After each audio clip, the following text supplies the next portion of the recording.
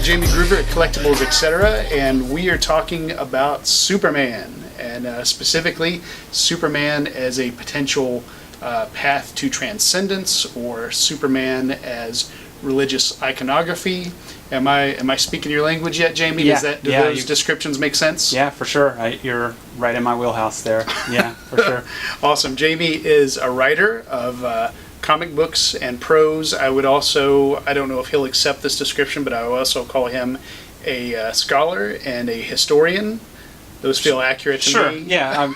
If you want to put those upon me, I will graciously accept them. Gotcha.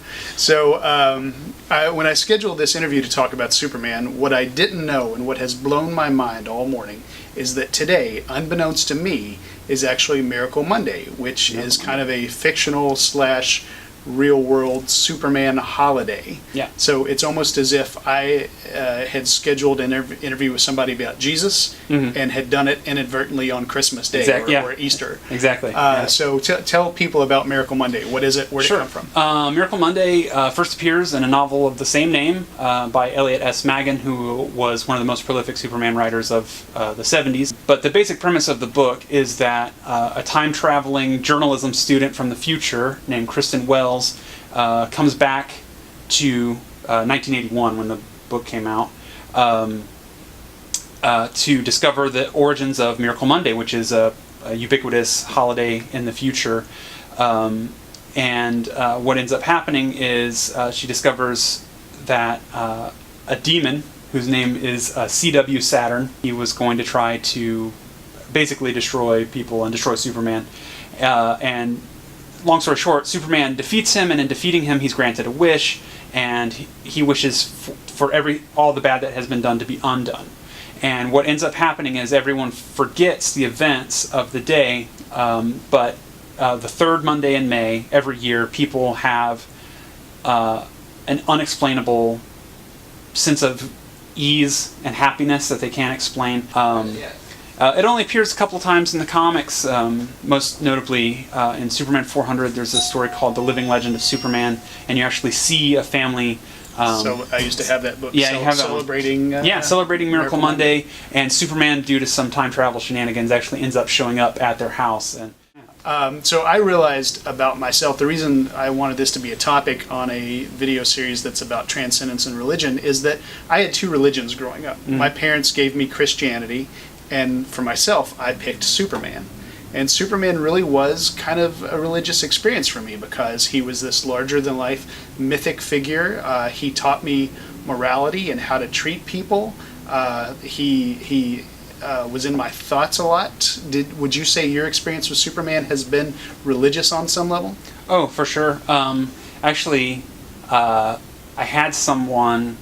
this would have been a couple years ago, on my blog, asked me, what my religion was, and while I wasn't going to be completely transparent about that, my only response was what is, in my opinion, the best Superman panel ever, from Superman 156, The Last Days of Superman, the best Superman story ever, in which Superman, believing that he's about to die, leaves his final message for humanity. He flies up and, using his X-ray vision, or his heat vision, he writes on the moon, do good to others, and every man can be a Superman. And he signs it, Superman, Clark Kent, revealing his identity because he thinks he's about to die.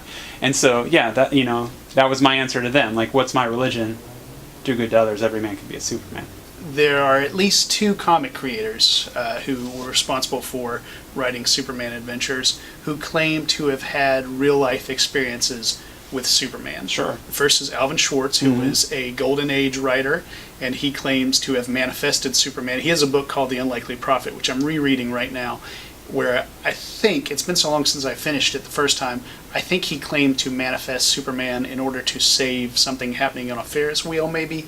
I may be completely misrepresenting that. I've read about that book. I haven't read the book. It's okay. It's a good book. The other, Grant Morrison, one of the greatest Superman writers in my estimation, he claims to have met Superman a couple of times. Once he will admit it was a person doing cosplay as Superman, but represented Superman so thoroughly that he based his version of Superman on him to some degree. And then another time, under chemical influence, met Superman in his hotel room and had a chance to interview him. Right.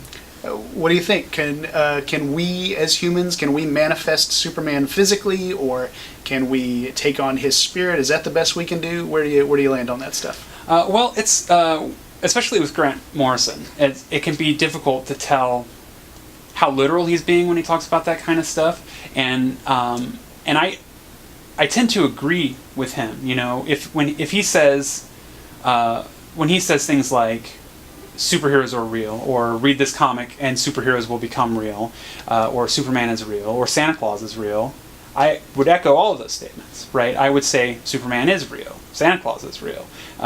They're real in the only way that really matters, right? They may not be literally physically real. I can't walk up and see actual literal superpowered Superman and touch him, but in the same way that I can't see the wind, nevertheless the effects of the wind exist. The effects of the idea of Superman, the idea of Santa Claus, the idea of an unstoppable, ineffable force for good, those have power, right? Metaphors have power. Metaphors are perhaps the most powerful things that we have as humans, right? The ability to understand metaphor, if anything, is what separates us from animal, right? Abstraction. Yeah. And so the idea of Superman is real, and that's all that matters. And so if you talk about like a tulpa, like Schwartz would, yeah. or like Morrison does when he talks about the idea of that Superman cosplayer being some kind of tulpa, or he writes about Superman as tulpa in Action Comics, the story of the Super Doomsday, who is actually a literal thought form brought to life and then becomes corrupted by a corporation, and then goes and devours the other pure, more altruistic Supermen, etc. When you see that kind of thing, you know, it's a metaphor for what's true.